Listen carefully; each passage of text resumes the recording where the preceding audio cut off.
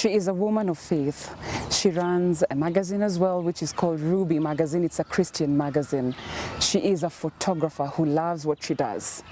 We are going to be joined by Naomi Samantha, who will be taking us through the process of what it takes to be a professional photographer.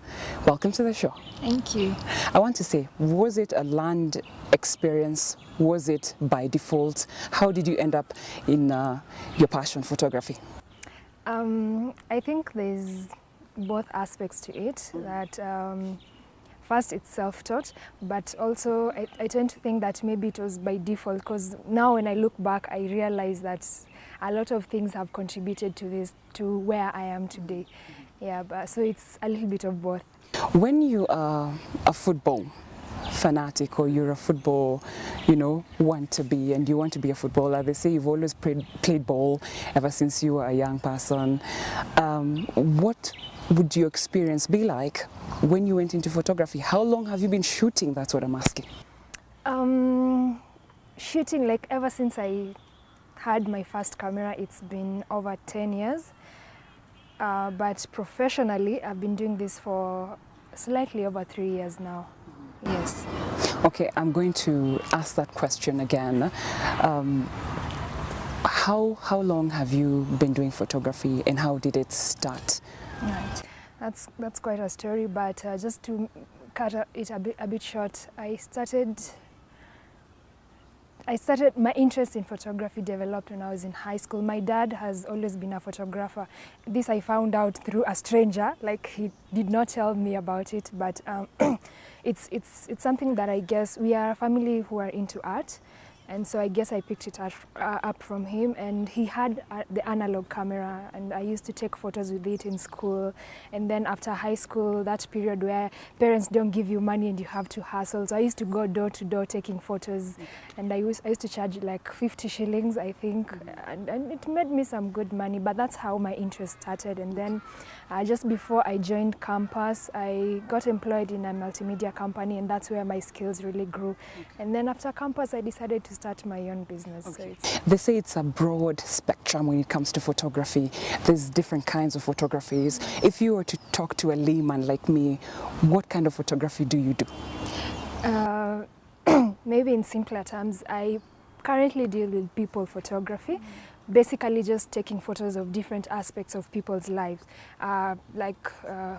when people are dating, family photos, weddings, just different aspects of people's lives. So I would call it people photography in simple terms. Okay. Yes. There's something interesting you also talked to me about. You talked about documenting the love processes of couples, and I asked you how easy or difficult can this be achieved, because you called it, was it love photography? Love story, yes. Yeah, the love story photography. Yes. Walk us through the love story photography. Yes, it's interesting because this is not something that I had planned to do. I just started doing this, but I realized that I have worked with people ever since they started dating. I took photos of them when they were dating. I took photos of them when they were getting engaged, like the proposal moments. I took photos of them when they were getting married and when they had their first baby. And I've done this with several couples, so I've loved it. And you've asked how difficult or easy it is. Yeah. I feel like it depends. Maybe it's God's grace, but one thing I've realized is I tend to make things a bit easy for clients, because when you make things easy for them, then it's even easier to get awesome shots of them. Just make them comfortable. And I've created relationships with my clients, and that has helped me move with them through the different stages of their lives. When I introduced you, I talked about you, and in my introduction I said you're a woman of faith. Yeah. Do I stand corrected? Are you a woman of faith? Yes, I am. How do you relate? How is photography really something that you think this is God's will and this is what I should be doing, and by doing photography that I am basically, living out my life's purpose? Okay. First of all, when I started doing photography, I was not born again.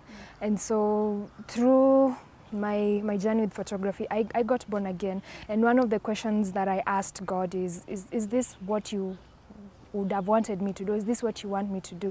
And yeah, I came to realize that, yes, this is what God wanted me to do.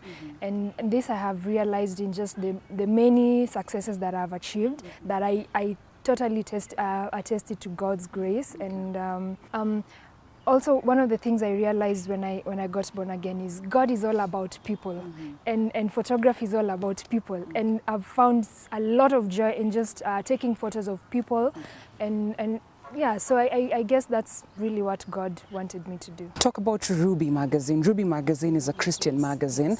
You're saying it's supposed to bring women closer to God, but we don't know about the what is the contents of Ruby Magazine. Walk us through that and what it's about and your role in Ruby Magazine. So Ruby's magazine is a Christian magazine for women, for today, a modern woman.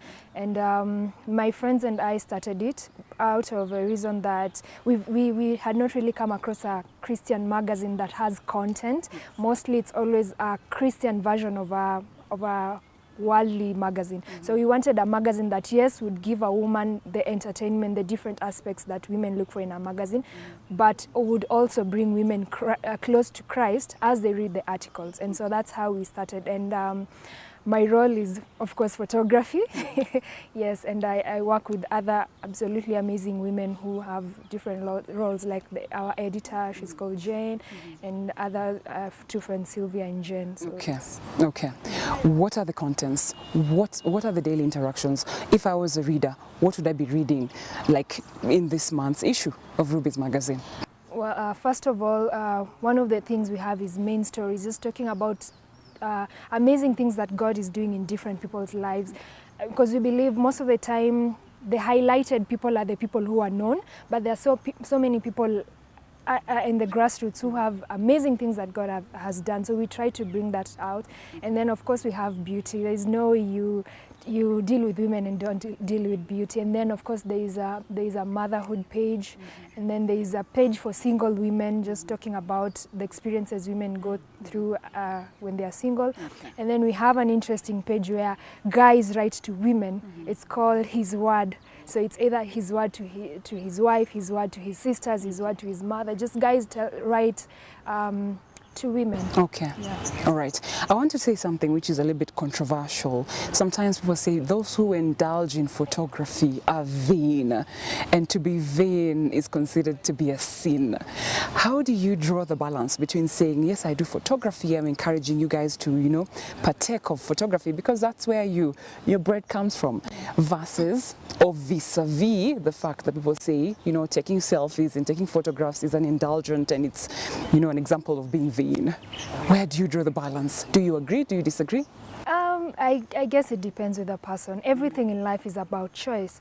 And so I have not, well, as a Christian, first things first, everything I do has to honor God.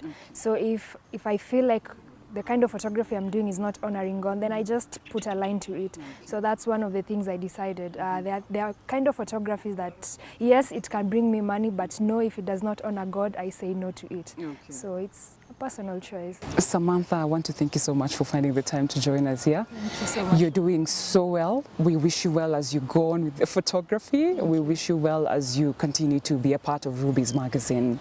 Thank you so much for joining us here on the Inspirational Corner segment. Until next time, from all of us here, it's goodbye.